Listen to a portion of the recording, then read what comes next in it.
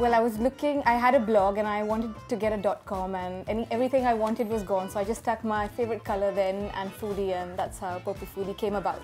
It's my cookbook, this one.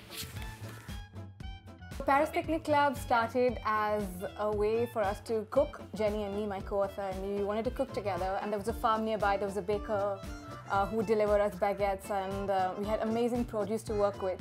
So we started as a small little lunch club for friends, and it grew and grew and grew, and we were serving 80 meals per lunch. Wow. And we did that for a year, and then after that it turned into a cookbook. A cannelle. It's a very finicky pastry.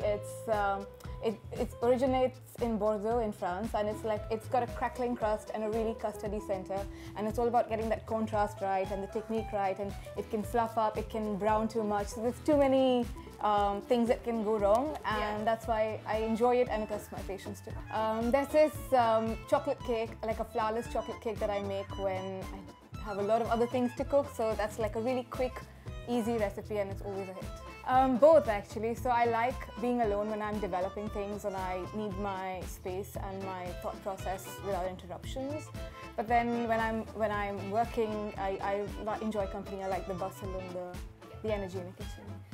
There's this book by Harold McGee. It's called On Food and Cooking, and that is this really fat book, and it's a reference point for a lot of things. More so for sentimental reasons, there's this book called The Sharper Your Knife, The Less You Cry. And I read that book many years ago when I had these dreams of going to cooking school.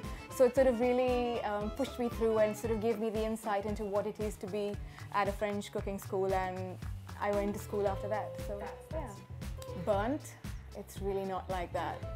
I like a lot of Japanese films on food because they show their care and precision and respect for the food and the ingredients they work with. So there's one, it's called Tampopo. It's about this woman cooking in a noodle bar, and that's one of my favorites. It would have to be some toast with either some burrata, anchovies, olive oil, and pretty much that's that. Definitely is. Yes. It's a challenge, but it's fun to make, but not for me. Like, I wouldn't eat it because luckily I'm not intolerant, but I respect that. So when I was going to school, and for one of our exams we had to come up with a menu, so I really wanted to use these finger limes, which are really tiny finger limes, and yuzu limes, sort of really obscure citrus fruit is what I had to look for. My favorite is, I think, this map which shows the different regional pastries of France. So I think it's my cutest. I want to make this into a poster and stick it on my wall. Tejal Rao, New York Times. I really enjoy her work. Not home cooked. Then I'd have to get seafood at Mahesh Lunch Home. It keeps changing, but a constant fixture is the XX. I don't enjoy, it's not something to do with ingredients, but I don't enjoy the sous vide technique of cooking. It's just not that tactile.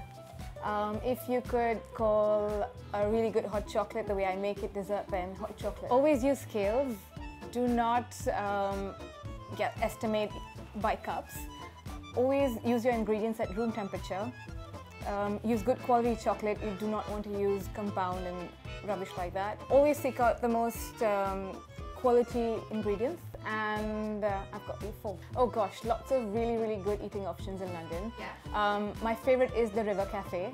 Then another Italian place I love is Padella for pasta.